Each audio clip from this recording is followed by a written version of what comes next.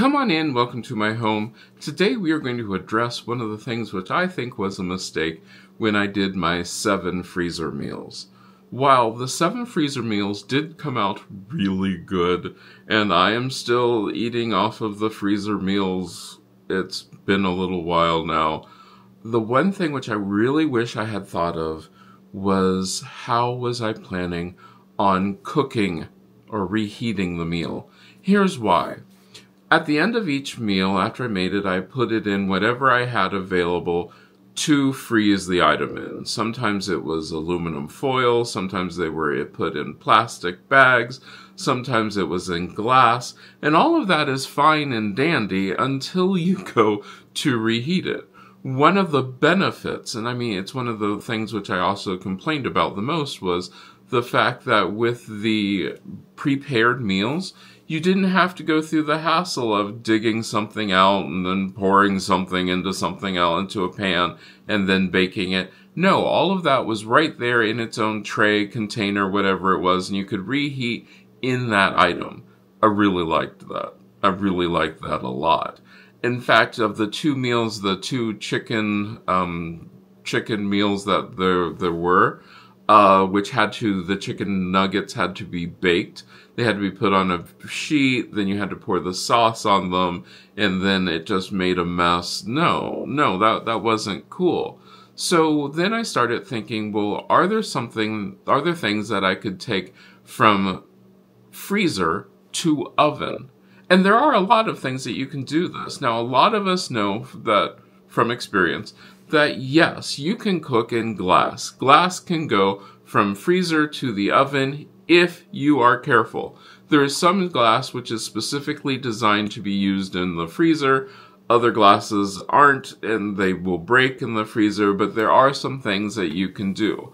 I think, now I'm not 100% certain of this, and some of the research that I found on this says that most glass nowadays, especially the baking glass, can go into the freezer.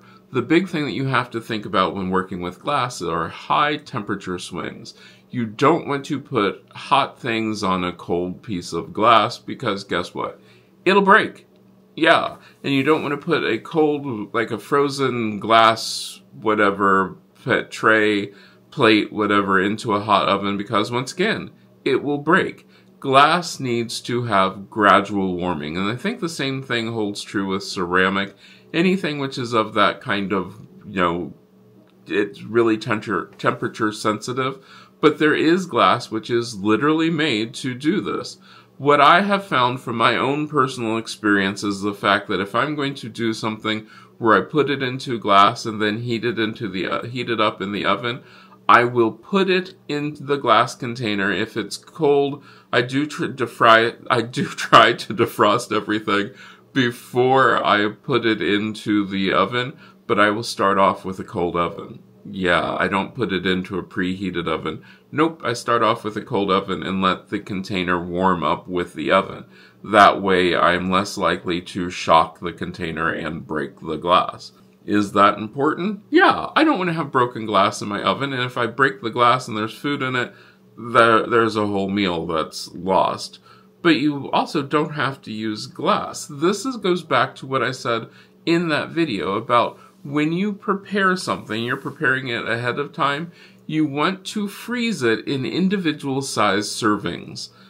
And that's important because when you have it frozen in individual sized servings, you are more likely to get it out for when you need 1 serving. And I have found quite often that there's lots and lots of times where I just need 1 serving of something, or I just want a quick meal or want a quick lunch, and I can pull out my container that has the 1 serving and fix it.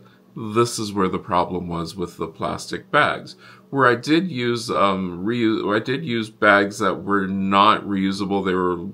You can wash them, but that's a whole nother. You talk amongst yourselves among that.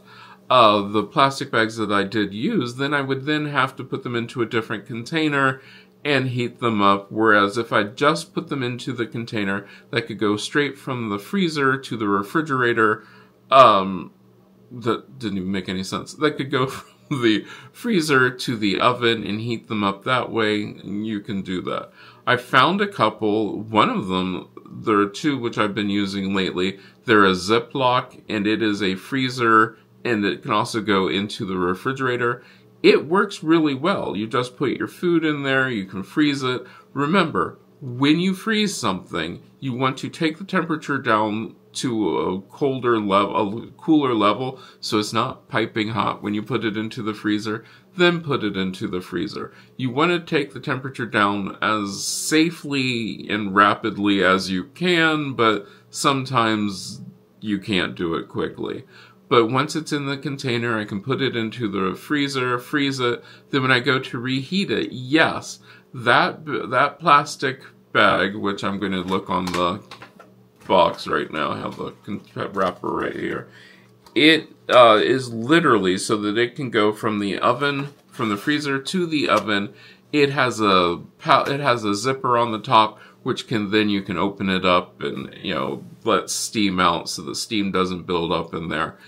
It really does work. It works really well. Now, if you don't want to go along that, I also have a heavy aluminum pan, which is a reusable aluminum pans. I know lots of you are saying, well, I can just get the one-time use pan, or I could reuse an aluminum pan. I'm not a real big fan of those, the cheap, really thin ones, because yes, they will get holes, you could get leakage.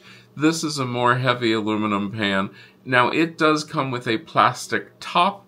The plastic top, oddly enough, cannot go into the dishwasher. It has to be washed by hand.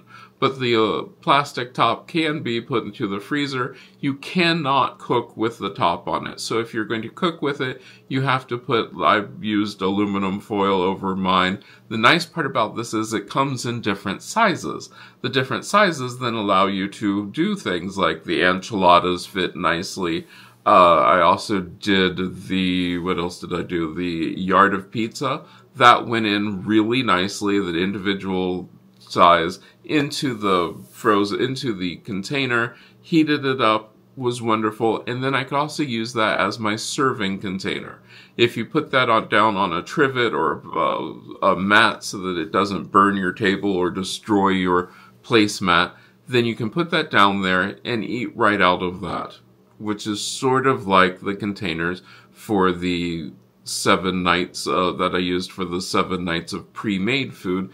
And it was one less thing I had to clean up, which was amazing.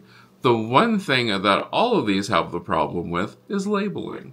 You do need to find some way of labeling your item, and you have to be very careful. Like I used painter's tape. You have to be very careful to make sure that you peel the painter's tape off before you put it into the oven or before you heat it up.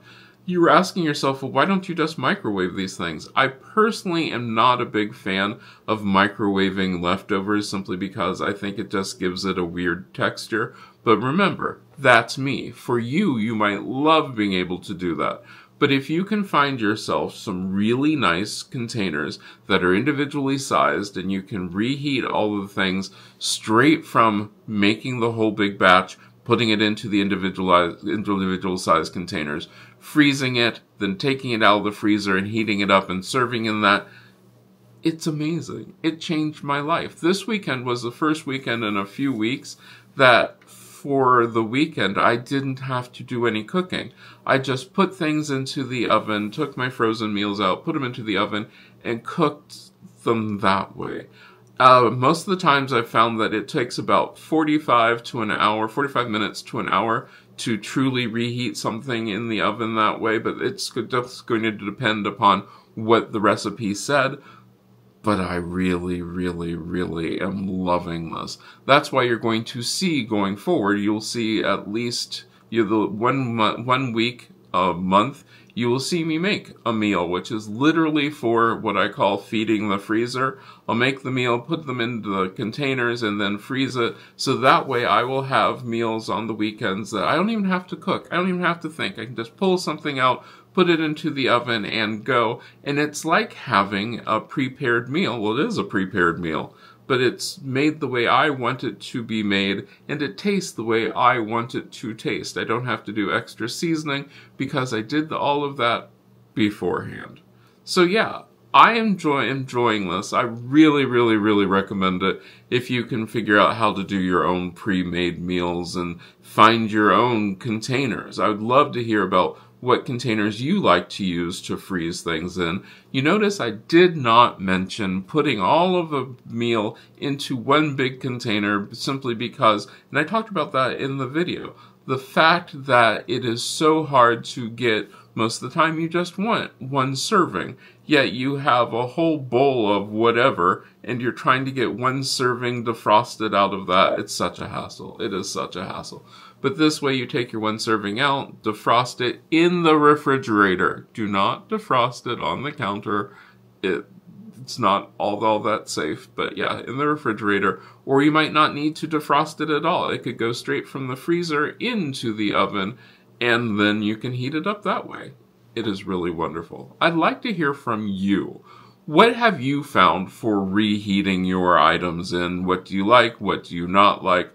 What things do you try to stay away from? What things do you like?